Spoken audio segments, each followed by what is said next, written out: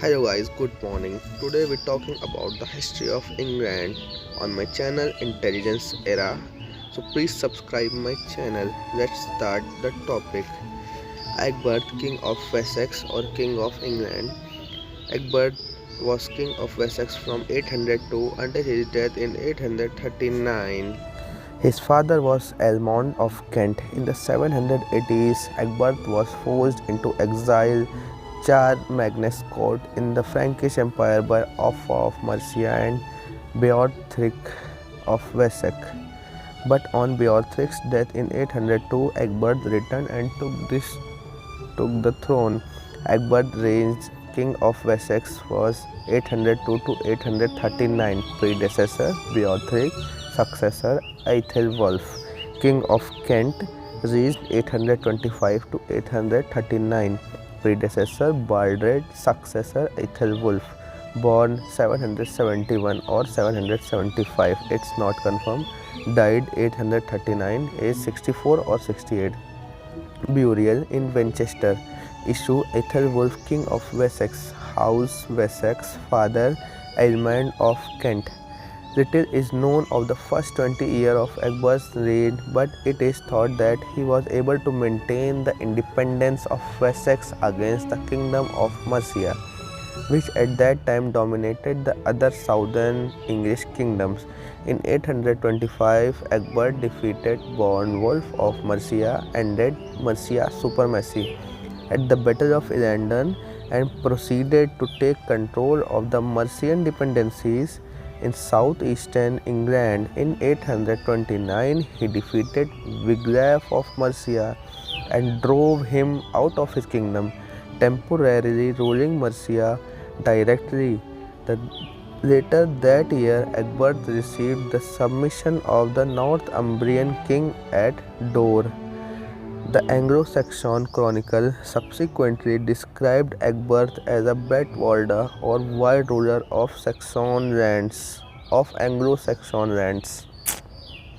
Egbert was unable to maintain this dominant position, and within a year Wiglaf regained the throne of Mercia. However, Wessex did retain control of Kent, Sussex and Surrey. These territories were given to Egbert's son Aethelwulf to rule as a sub-king under Egbert. When Egbert died in 839, Aethelwulf succeeded him. The southeastern kingdoms were finally absorbed into the kingdom of Wessex after the death of Aethelwulf's son Aethelbald in 860. Egbert's descendants ruled Wessex and later all of England continuously until 1013. Egbert's family. Historians do not agree on Egbert's ancestry.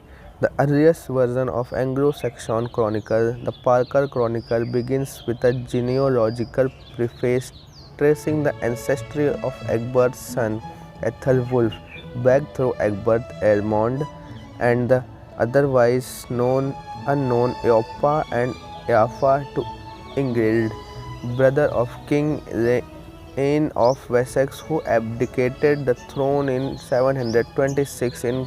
It continues back to Cedric, founder of the House of Wessex. Egbert's descent from Ingild was accepted by Frank Stanton, but not the earlier genealogy back to Cedric.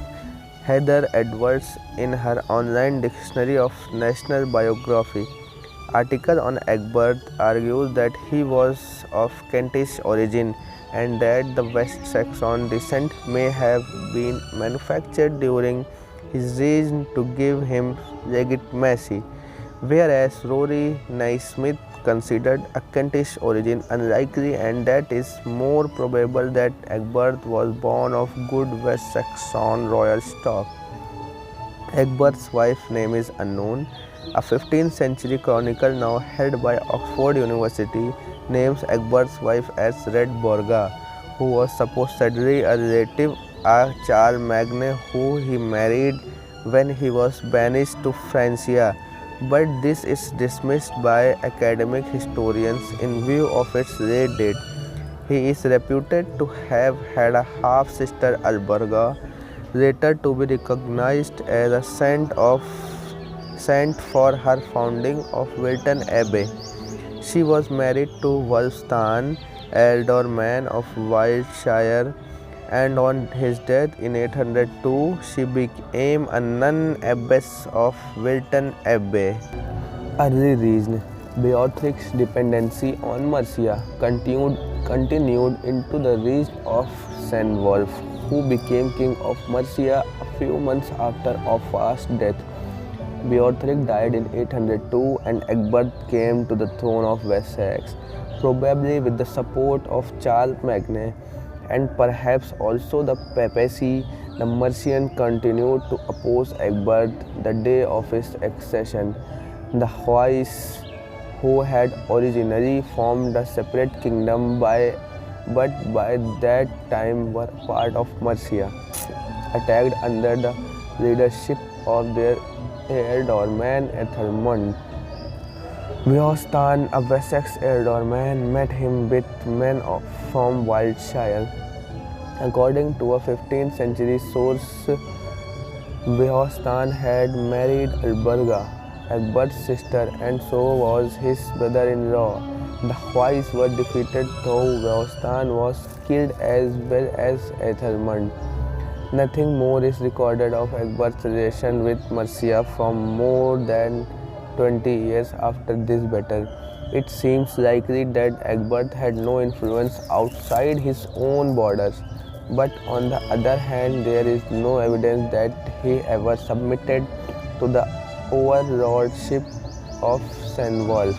Cenwulf did have overlordship of the rest of southern England, but in Cenwulf's charters, the title of overlord of the southern English never appears pre-summarily in consequence of the independence of the Kingdom of Wessex.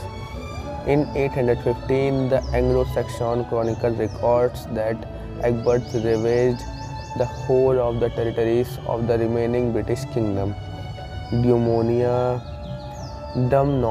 known to the author of the Anglo-Saxon Chronicle as the West Welsh, their territory was about equivalent to what is now Cornwall.